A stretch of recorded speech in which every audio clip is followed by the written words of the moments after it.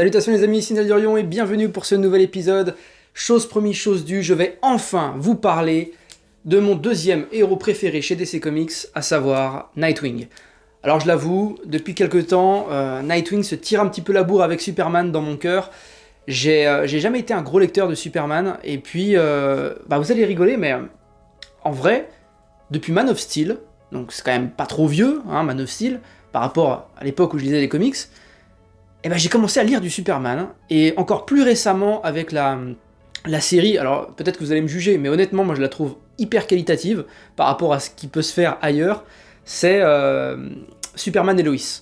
Voilà, du Arrowverse, si on peut dire, même s'il n'y a pas d'impact dans la série Arrow avec Superman, mais voilà, ça fait partie d'un même ensemble, avec Supergirl, etc., enfin tous ces trucs que je ne regarderai jamais, je pense, mais bon, Superman et Lois, franchement, j'ai trouvé ça super cool, j'ai même pris un mois d'abonnement gratos à Salto avec Amazon Prime. J'ai dégommé toute la saison 1 et une bonne partie de la saison 2, j'ai trouvé ça très très bien. Enfin bon, on n'est pas là aujourd'hui pour parler de l'homme en bleu à la cape rouge, mais bien de ce personnage, Dick Grayson, et pour moi c'est un personnage vraiment de cœur qui remonte à mes plus jeunes années, puisque je suis un lecteur de Batman depuis déjà tellement de temps, et Dick Grayson, c'est avant tout le premier Robin, c'est son premier alias en tant que justicier, avant de s'émanciper de Bruce Wayne, qui est quand même son père adoptif, c'est important de le signaler. Bruce Wayne a légalement adopté Dick Grayson à la mort de ses parents, je vais y revenir, et donc après il l'a entraîné, c'est vraiment son premier fils. Quoi qu'il en soit, donc revenons à ce premier Robin, Dick Grayson, et vous le savez, je l'avais un petit peu déjà évoqué, même largement évoqué dans ma vidéo comment débuter Batman à l'ère New 52, DC Renaissance. Alors je vais pas pouvoir faire tous les rappels à chaque fois dans chacune de mes vidéos, je vous renvoie vraiment, et c'est important, sur ma vidéo comment débuter Batman, puisque de toute manière, Nightwing dans l'ère New 52, ce que je vous présente aujourd'hui, le tome 1 de l'ère DC Renaissance, New 52, est intimement lié à ce qui se passe dans les récits de la série mère Batman. Donc, pour dire ça en d'autres termes, il faut lire Batman la cour des hiboux, et lire ceci conjointement pour bien comprendre tous les tenants et les aboutissants de l'histoire avec un grand H, puisque tout est lié. Mais pour autant, ça raconte quelque chose de différent, parce que sinon il n'y aurait pas d'intérêt. Si c'était pour vivre la même histoire dans les yeux d'un autre personnage, ouais, peu d'intérêt.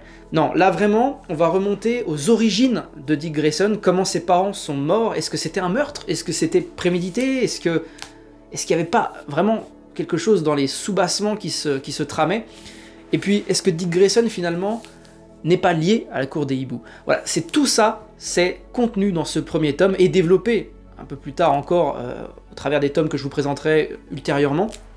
Ça, c'est une série en 5 tomes de l'ère New 52, je ne dis pas de bêtises normalement. Oui, le 5e tome qui est Dernier Envol, tout à fait. Voilà, donc c'est toujours facilement disponible, de toute façon je vous encourage vivement à vous orienter sur l'occasion. Ça, à l'époque, c'est sorti à 15,09€, comme quoi les prix ont quand même bien évolué depuis. Et aujourd'hui, vous pouvez le trouver d'occasion, franchement à 10€, je pense que c'est très simple à trouver. J'ai un doute là sur le fait qu'Urban a peut-être fait des intégrales. Je sais qu'ils font des rééditions en intégrale généralement de l'ère New 52, c'est arrivé avec notamment les Batman de l'ère New 52 déjà, et puis Flash Infinite, rien à voir. Notamment les récits sur Flash, voilà. Comme je l'évoquais un peu plus tôt, bien qu'il soit intimement lié à la série mère Batman, on a là une histoire quand même unique, qui trouve quand même des ramifications, comme je vous l'ai dit, dans la série Batman, la cour des hiboux, mais c'est seulement distillé à certains moments du récit. Pour le reste, c'est une histoire complètement originale, où Nightwing va être impliqué jusqu'à un point qu'il ne soupçonnait pas. En fait, le cirque Ali, le cirque de son enfance, le cirque de ses parents, là où ils sont morts d'ailleurs, se produit à Gotham.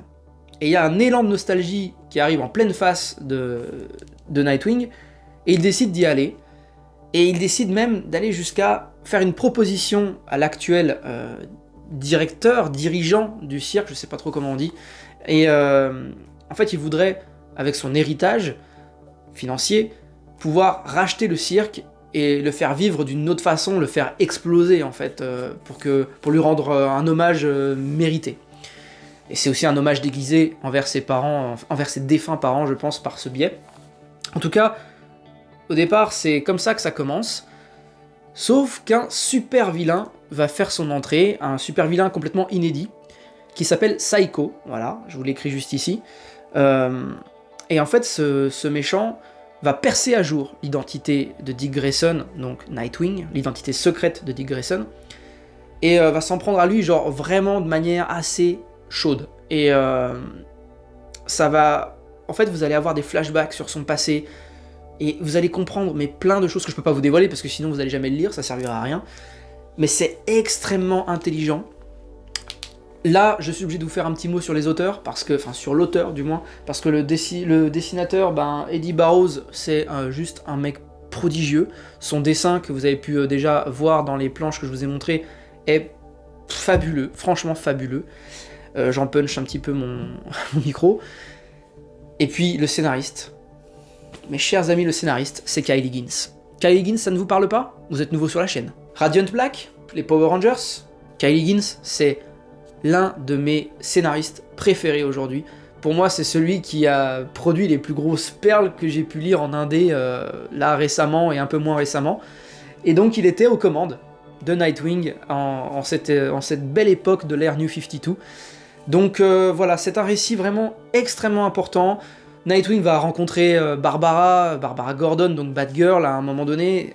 Il y aura une petite enquête qui va les lier tous les deux, et ça va faire écho à leur passé assez sulfureux, parce que oui, Dick Grayson est sorti longuement avec Barbara Gordon.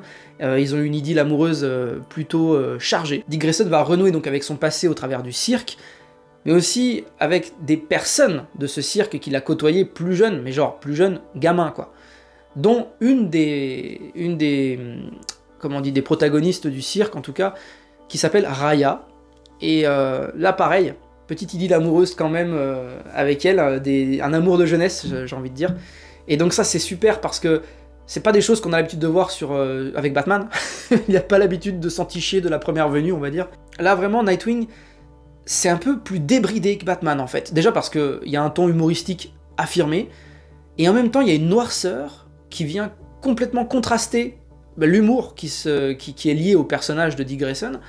Parce que ouais, c'est quand même un jeune adulte le gars quoi, et il vit un petit peu comme un adolescent chez lui, c'est le bordel, pourtant c'est son QG secret et tout, il y a des lasers de détection, des machins comme ça, sauf qu'il a ses calbars partout, il a son costume qui est complètement étendu sur le sol, tout froissé, et puis il y a quand même des gens qui viennent sonner chez lui à son appartement, et genre il laisse traîner ça par terre quoi.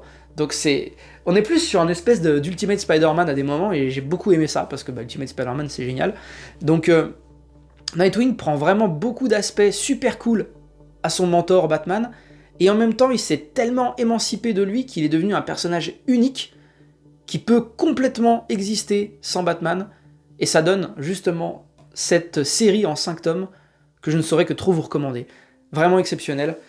Et puis franchement, si vous voulez savoir quel est le lien qui lie Dick Grayson à la cour des hiboux, ça passe aussi par la lecture de ce premier tome et du suivant, en complément bien sûr de la série mère Batman. Voilà.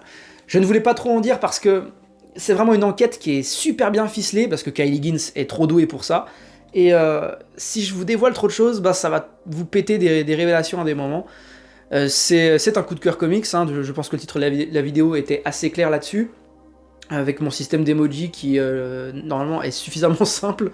C'est tout pour moi les amis, j'aurais encore plein de choses à vous dire sur Nightwing, parce que j'ai toutes les séries Nightwing, je les ai... Ouais non, il y en a une que j'ai pas, je crois que c'est Grayson. C'est à un moment donné, il est un peu en mode agent secret. Je sais pas trop ce que ça vaut ce truc là, j'ai l'impression que c'est complètement lunaire comme truc, mais peut-être que c'est super cool. Merci à tous, on se dit à très vite, j'espère mercredi, jeudi, hein. J'essaie de pas trop déroger à cette règle, mais c'est compliqué parce que les lectures pour moi prennent du temps. J'écris, quand je lis des bouquins, j'écris beaucoup de choses derrière pour pouvoir aussi faire mes vidéos. On se dit à très vite, lisez un max, ciao.